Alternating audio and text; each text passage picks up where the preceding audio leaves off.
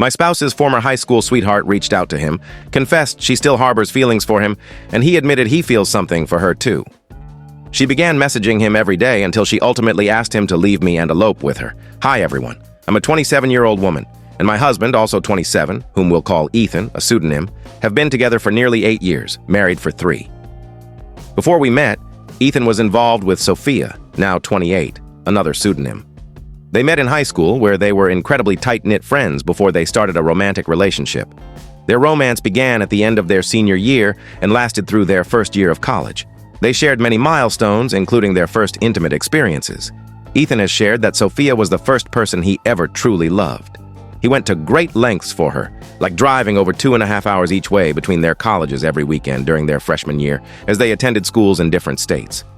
Their relationship shifted toward the end of their freshman year when Sophia became deeply involved with a spiritual organization at her college. Ethan says she grew controlling and emotionally harmful, pushing new expectations on him and trying to redeem him. He attempted to meet her demands, like attending services with her, but it left him feeling lost, hurt, and eventually bitter, leading to a messy breakup. A few months later, Ethan met me. We started dating casually at first because Ethan was still grappling with the pain and trust issues from his time with Sophia. After roughly 5 months, he felt ready for a committed relationship. 3.5 years later, we were engaged, and a year after that, we tied the knot. Now, nearly 3 years into our marriage, here we are. Throughout our relationship, Ethan had no contact with Sophia. Meanwhile, Sophia had moved on, gotten married, and had a young child. Then, about 10 days ago, Ethan and I relocated to a new home nearer to our hometowns and shared the news on social media. After seeing our update, Sophia messaged Ethan, congratulating us on the move and wishing us well. It was a brief, polite exchange, unexpected but not alarming. They chatted lightly about homeownership, moving logistics, and renovations. Ethan told me about her reaching out, and while I found it slightly strange, I didn't think much of it. A few days later, Ethan asked to talk, urging me not to panic. Naturally, I started worrying. He revealed that Sophia had continued messaging him after their initial chat and sent a lengthy message expressing regret for how she treated him at the end of their relationship. She wanted to apologize in person and clear the air. Ethan asked for my thoughts, and I was uneasy about why she felt compelled to do this after so long, and why it had to be face-to-face. After talking to a friend who had a similar experience where the ex backed off afterward, I reluctantly agreed, hoping for a similar outcome. I was mistaken.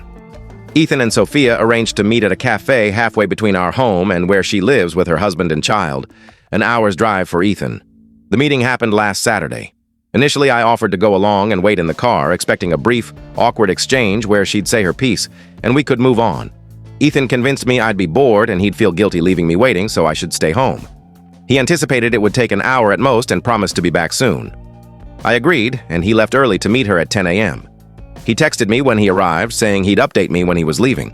After an hour, I checked in, and he said things were fine, and he was listening to her.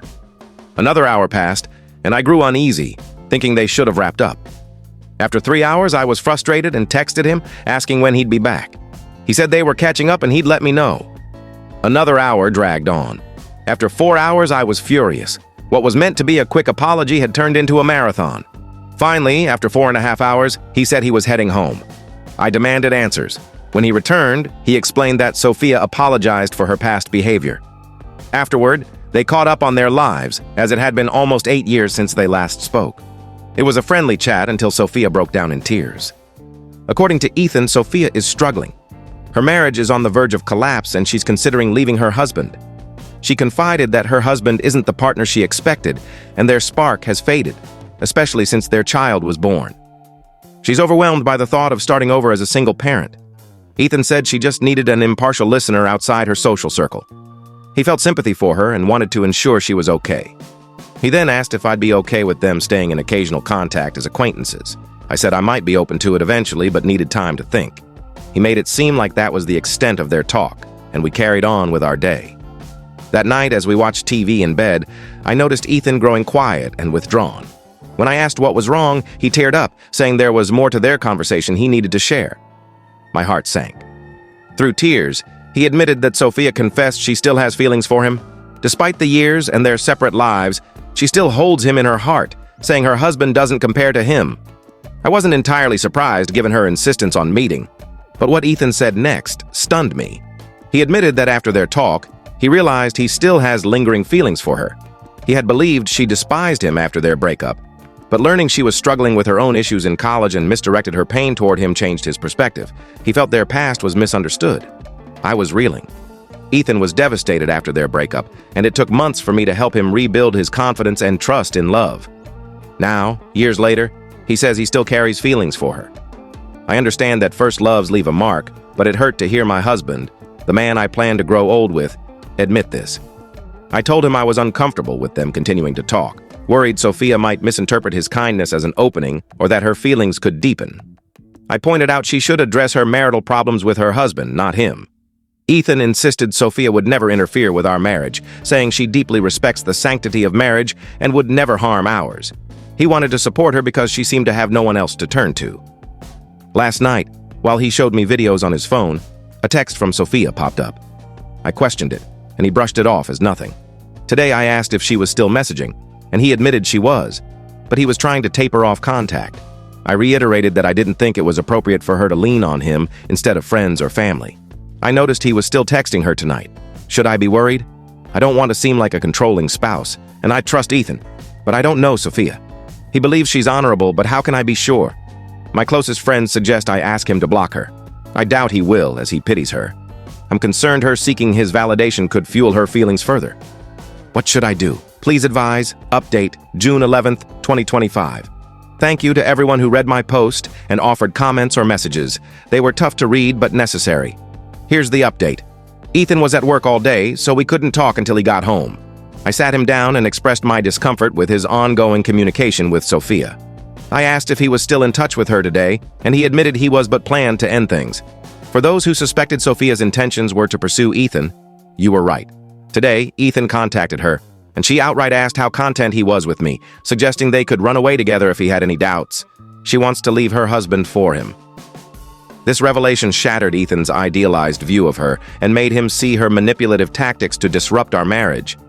He told her he could no longer communicate, expressing sympathy for her struggles, but prioritizing our marriage and his love for me. He realized the feelings he felt after their meeting were nostalgia for their happier times, not genuine affection. Her flattery had temporarily boosted his ego, but her true motives reminded him why they broke up. I insisted on no further contact, and he agreed. In front of me, he deleted their messages, blocked her number, and blocked her on all social media platforms. There will be no more communication. Thank you all for helping me see the situation demanded and what needed to be done. I'm truly grateful. Next story. My father always favored my half-sibling over me throughout our lives, so when our high school graduations fell on the same day and he chose my brothers again, I gave him an ultimatum. Attend mine, or our relationship is finished. I'm an 18-year-old male with a half-brother, also 18, whom we'll call Noah. Our father was involved with 2 women simultaneously, and I'm older by 6 months.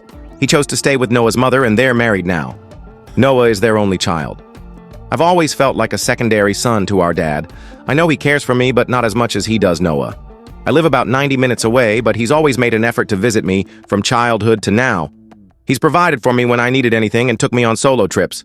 Still, I felt like an outsider because he consistently prioritizes Noah. If Noah and I had events on the same day, like baseball games, he'd attend Noah's with his family. Once, he skipped my school award ceremony because Noah had a minor illness. When I asked him to teach me to drive, he said he'd promised to teach Noah first and would help me later. I could list countless similar moments. Our dad and I get along, but Noah's always his focus. Noah and I aren't close. We're civil when together, but don't seek each other out. I think Noah is overly indulged, clearly the favorite. His parents haven't helped, his grades are poor, he has no goals, didn't apply to college, and refuses to even get a part-time job. We're both graduating high school this year. My school announced its graduation date first, but Noah's district later scheduled theirs on the same day and time.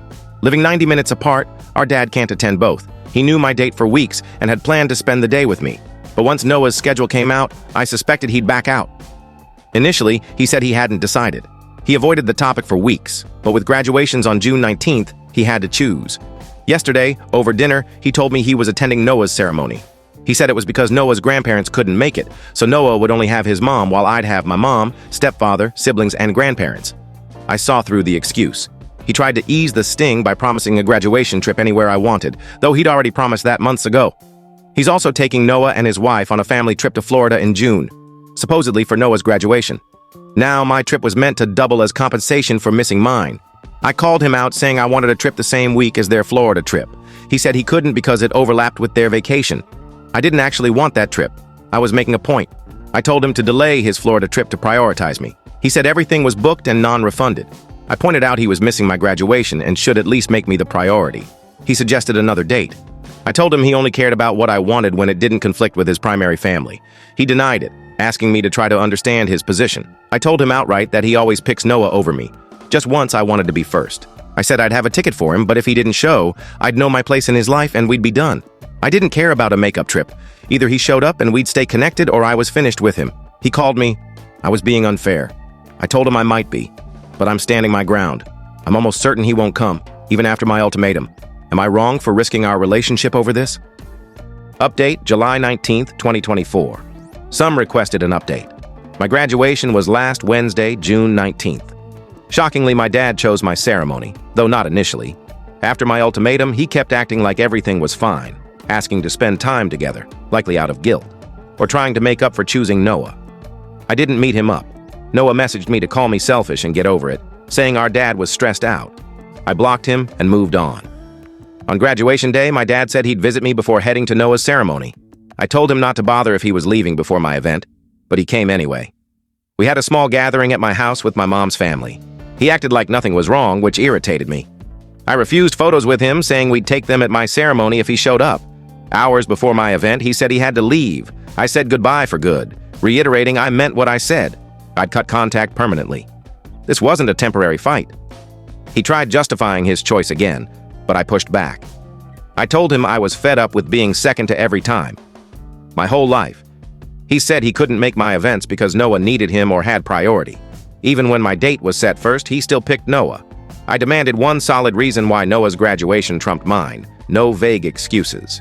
He admitted it was because missing Noah's would upset his wife and straining his home life. I asked why Noah and his mom could never be the ones he lets down. Why always me? He had no response. I unleashed years of resentment, saying I hope Noah got his act together because he's on a path to being a 30-year-old, living off his parents with no job, no prospects, and kids he can't support.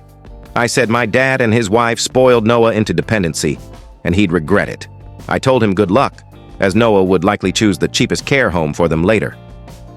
I refused to embrace him and said I was done. It soured my mood, but I focused on enjoying my graduation with friends. After the ceremony, I was stunned to see my dad approaching. I was convinced he'd gone to Noah's, like, no doubt in my mind. But he returned. He hugged me and apologized for everything, how he'd treated me and made me feel less than loved than Noah. He said he loves me equally, though I'm skeptical. He showed up, so I'm focusing on that. Noah was livid and texted me from another number, calling me entitled and selfish, saying our dad only came because I made a fuss. He doesn't get. It wasn't a tantrum. It was my breaking point. I sent him a photo of me and our dad at my graduation and told him to deal with it, then blocked him. I'm sure our dad is already overcompensating for Noah. Our joint graduation party will be tense, but we'll keep distance. I'm not naive. My dad will likely revert to old patterns. If I raise his favoritism again, he'll probably use attending my ceremony as a trump card. It felt good venting with others online when I was angry. I know my dad loves me, though. Still, I'm taking advice from my post. I'm not cutting him off, but I'm done trying. I've spent years earning second place no matter what, and I'm exhausted. Noah can be the favorite uncontested. I'll live my life and keep my dad at a distance, no longer pushing him to prove his care for me.